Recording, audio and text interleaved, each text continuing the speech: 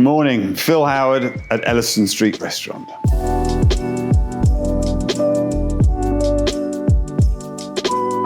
I think in the earlier years of my career, whatever ego I had was used up on showing the world what I could cook. And I think as you get older, you get to a more honest place. And Elystan Street really is now an expression of the kind of food that I want to cook. And we serve it in a dining room and with a team of lovely people and in a way that I think people who eat out want to experience. So that kind of detail and fussiness, there's not a cell in my body that gets off on that, wants to be involved with that kind of cooking anymore. Every now and then you eat something and you just think that is so delicious. And if you stop and acknowledge those moments, which come not that often, 99 times out of 100, it's actually going to be a very simple thing that's on your fork or spoon or whatever it was. And we want to just give people pleasure who choose to walk through our door rather than somebody else's. We want them to walk away happier than when they walked in, thinking, bloody hell, what a great place Elystan Street was. Epic cooking, great service. But that's kind of it. It's not somewhere that I don't want people to come in and work out, what are we eating? How's they done that? That's just not our thing. I'm going to cook two absolute kind of classic E Street dishes today. I'm going to do breast of duck with a tartine of caramelised endive and cherries, and a Briatte Savarin cheesecake with blackcurrant leaf ice cream and olive oil. We're going to do an amazing dish, an absolute Elystan Street classic, a me classic, which is roast breast of duck with a tartine of caramelised endive, cherries and crushed turnip. First thing we're going to do, we're going to take our beautiful duck, duck with some hay, keeps it nice and dry. These are quite large birds, but they're beautiful. They've got a good fat covering, but it's super important with duck to make sure that you score it so that the fat can render. Generous salt. Generous bit of pepper. Just got to go a nice medium heat, enough to kind of keep that fat rendering out of the skin, but not so slowly that you start to cook the meat from the skin side.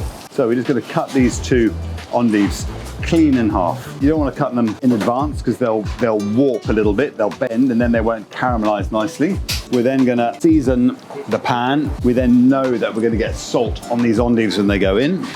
We want to let those caramelize. Don't want to scorch them. They want to go a rich golden color. Once we've got a little bit of color on these, they just started to get some nice color. We're going to add butter. Okay, these endives now, we're going to turn them over gently without letting the leaves damage. And we're just going to get a little bit of sugar on there while the other side catches the heat. We just want to kind of soften the outer leaves. A little bit of orange juice. Duck with orange is classical. Endive and orange is classical. And then this, we're going to pop into that oven for 5 minutes. Okay, the duck, you can see that it's where we've scored, fat's coming out, fat is rendering out, but that's a beautiful point to put it in the oven too. We've got fatty duck, sweet and sour sauce, fruity cherries, sweet cherries, bitter endive, and we've now got a little bit of bitter turnip too. So we're just going to peel it, grate it, and then just sweat it in duck fat so that it's both cooked but stays nice and fresh. There we are, beautiful turnip, salt.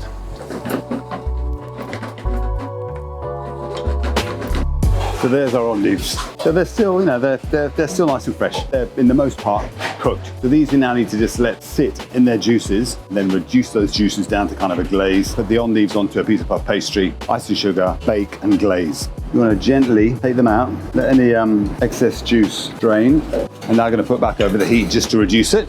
So that's the endive juices, which have now kind of reduced down. You can see there's buttery, they've got some thickness. So the sauce, we've got this kind of real classic, delicious duck jus. And then basically what we're going to do with that is take some cherries, stone the cherries, and then pop them in the sauce, bring it up to boil so they just soften a little bit, and then just let them sit in there. Piece of puff pastry. We're going to put on a nice heavy tray. I'm just going to prick the puff pastry just to stop the central part of it from rising. Then endives. And then we're going to give it a generous dusting with icing sugar, which is all important part of the caramelization. And then that is going to go into the oven. Okay, that is duck. You want it to be pink. I actually really like the duck when you then let it rest on the bone, take the breast off the bone, then almost just give it a little bit on the side of the stove, just to get a little bit of heat through on the flesh side of the breast, just to firm it up. Sometimes just against the actual carcass, it can still be a little bit flabby. And duck is nice when it's just firm.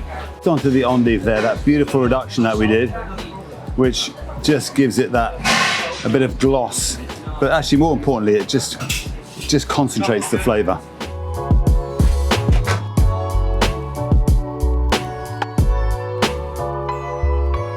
Lovely. We've got to do now is dress. We got cherry puree. We have our beautiful tart fine of endive. We then got crushed turnip. We then just have one leaf of charred green leaf. We then have a beautiful duck.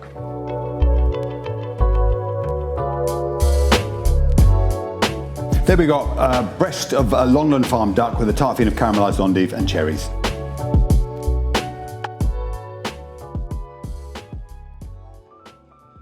It has always been about the team. I've been saying it's about the team, for years and years. So in the kitchen, we've got Michael as the head chef. He's really come of age at Elystan Street. He understands the food at Elystan Street really well. We've got a new sous chef who's just come back, worked with us from before, a guy called Keith. Front of house is really arguably more important than the kitchen now in a way, because as we all know that, you come to a certain level of restaurant, you just expect the food to be good. The experience is really then going to be made by the front of house team. We now have Rebecca, my partner, who is a phenomenal force of nature and an unbelievably experienced and wise restaurateur. We have brought back to the fold Sarah Rhone, who is our operations director. So she oversees both restaurants. She is the complete deal, and they don't grow on trees, those kind of people. Fantastic general manager who worked with Sarah when she was first here. We've got a great wine department. I say that sounds like some big fancy department. We're not over the top on wines. We've got 2 sommeliers with 7 days a week, so we've got to have 2 sommeliers to cover it.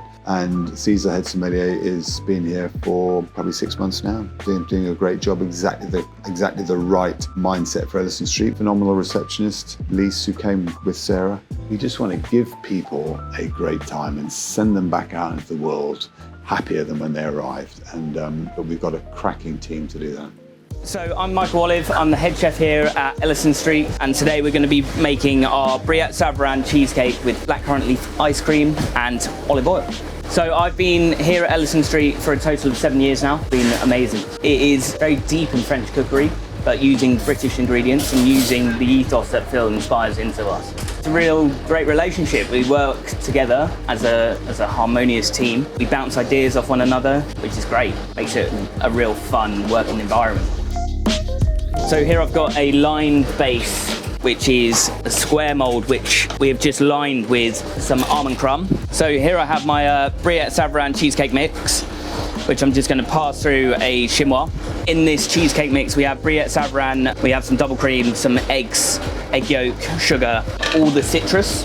We're just going to pass out any lumps and zest out of the cheesecake mix. I was thrown into pastry here actually at Elystan Street, which has been super cool. I got taught by a man called Charlie Watson, and him and I have an amazing relationship. I do enjoy pastry. I think it's very intricate, and yeah, I just really do enjoy it. So after we've poured it into the mold, we're just going to give it a quick blowtorch to remove any excess air bubbles. Excellent. So we're now going to just put some contact cling film onto the cheesecake. This is to stop any sort of skin forming whilst baking.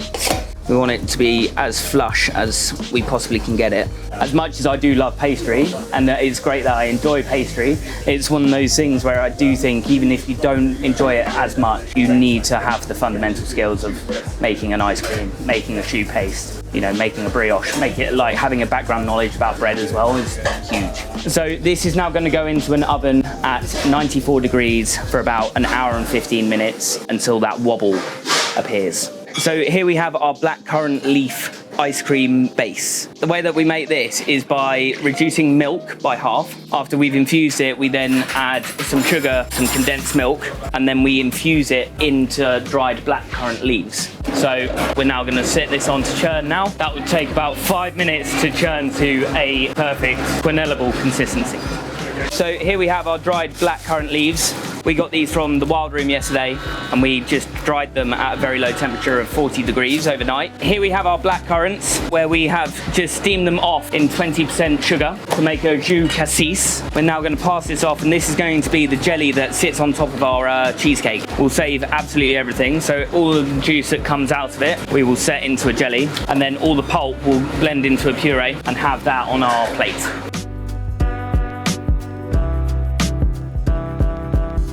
the cheesecake has been cooking for about an hour now. That is pretty much the consistency that we're looking for. What I'm gonna do, I'm gonna take it out. I'm now gonna rest it for about 20 minutes so it just slowly cools down in temperature, and then I'm gonna put it in my fridge to set. So now the blackcurrant jus has come out of the blackcurrants. We are now gonna weigh out 250 grams of the jus cassis, and then bring that up to the boil. So we've taken 2.5 leaves of gelatin. We've just soaked it in ice water to hydrate it, and then squeeze out any of the excess water, put it into our cassis, which will be the jelly on our Briatte Savarin cheesecake. We're now just gonna make sure it's perfectly nice and flat, so when we put the cassis jelly on, it sits nice and evenly and flush to the sides.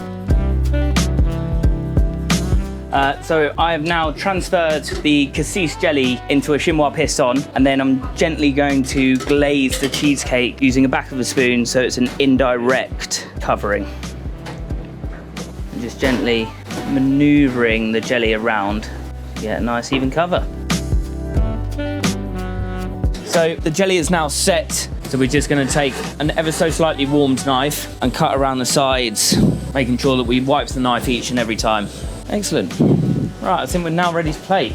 So we've got a blackcurrant and white balsamic puree, tiny bit of almond crumb, which the cheesecake is lined with, a dusting of the blackcurrant leaf powder, beautiful slice of the cheesecake, and then just finished with a couple of drops of Verdamanda olive oil. So there we have our Briatte Savarin cheesecake with blackcurrants and blackcurrant leaf ice cream and olive oil.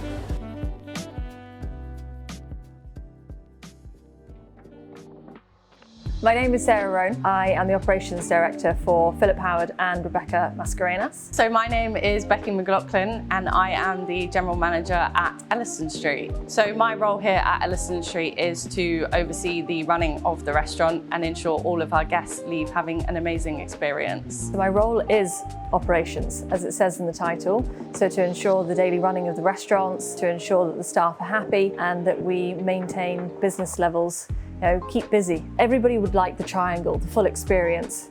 So they want good food, they want great service, memorable service, and really delicious wine. So it's our job to ensure that we can make that happen for everybody that walks through the door. Having a great relationship between back and front of house is fundamental to providing the best service that you can in any restaurant. Building that bond is really important to ensure that we keep a very close-knit relationship.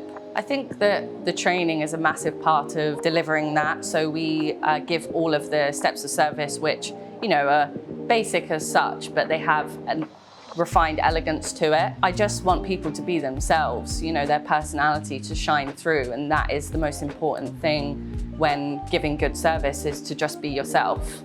Yeah, I think it makes such a difference for somebody to be genuine tableside and genuinely care about the guest experience. And there is a script as such to follow, as there is in all restaurants, but we're not super strict on it. That allows then the team to be themselves and just show and allow their personality to kind of shine through. So you have to have the passion, because if you don't have a passion for it, nobody will enjoy their day. So there has to be that kind of fire in the belly to want to do it. There are benefits to doing something like this, to working in the industry, to going home late at night. There, as you say, the team bonding and the staff outings and the discounts and the welfare of the team is certainly our highest priority. Phil is inspiring, that's the whole reason why I came back. He's like a father figure, he is just somebody that's amazing to work for. He is incredibly inspiring to work under. My relationship with him is great. He loves a laugh, which is very up my street, but he's also, a great person to learn so much under. And he's motivational. Phil's in the kitchen 3 days a week. He's on the pass in Chef Whites. It's just such a joy to have him around. And as Becky kind of hit the nail on the head, he's an inspiration. I think almost all chefs have worked underneath him as him as their mentor and gone on to do really great things. It's just such a humble man and just a pleasure to work alongside.